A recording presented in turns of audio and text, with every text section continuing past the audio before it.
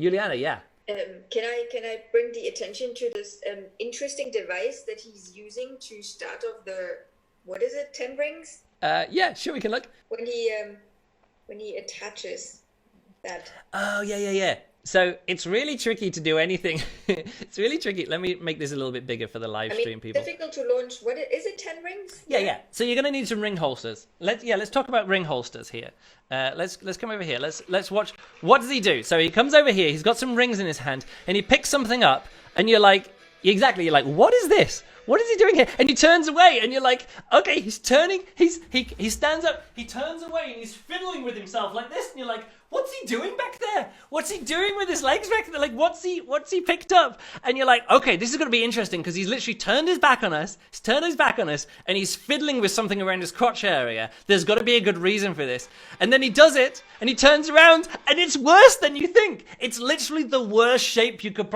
There are other worse shapes that you could have when you literally turn around. And then you turn back, and you're like, what's going to be there? And it's this metal thing, which is, it's super crazy. It's just he's got a big metal wang, and then he puts these rings on it, and he turns sideways, and you're like, this is not better. It doesn't look like a penis anymore, but it doesn't look good. Like, this is not good. What we're seeing now, this does not look good. Now, Anthony Gatto, not in this act, when he's performed 11 rings on stage, he does actually have a ring holster. But here's the difference. Anthony Gatto has the ring holsters on the side, yeah? He has them here.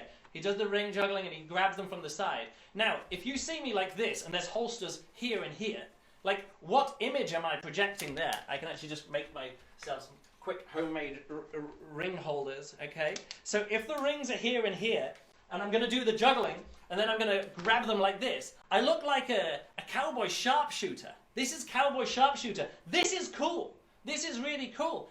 Now, Willie is doing them here and here, and there's nothing cool. It's impossible for this to be cool. And he does grab the rings. He does the trick. It's very impressive. I'm very impressed with 10 rings on stage. But you just go, man, just use it better. Like, that ring holster, it just isn't cool. There's nothing cool about that. And it's just so ugly.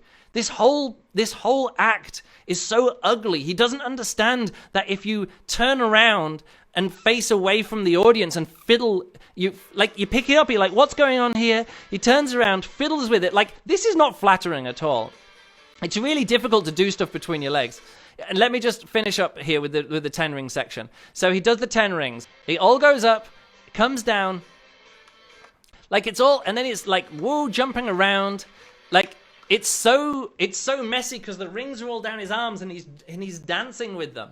Whereas Anthony Gatto, the rings come down his hands, like when he does the 9 rings, but straight away he's like, whoosh, bam, like that. The first thing he does when he stops juggling is bring it down. Oh, I'm doing it too quick and hitting the chair. He brings it down, they're all in his hands, and then he presents them and they're ready to go. So if you've ever got rings around your arms, the first thing that you should do before asking for the audience, the trick's not finished yet. Don't ask for applause. Make sure they all come down into your hand. You finish like that, aesthetically pleasing, and then you can ask for applause. You can't do that before. Who had their finger? Thomas, was it you? Yeah, Thomas, go for it. I'm also thinking at the beginning of this, he broke the assistant code by going to his own prop box. Yeah. And grabbing that, and then he shows this like sort of like claw machine sort of thing. Like, okay, he's gonna juggle it. Then he turns around, hides it from us. That he threw it. He threw it. Yeah, I understand. He threw it. So you're thinking, oh, that's something he's going to throw. Like, he's setting up the language of what the prop is.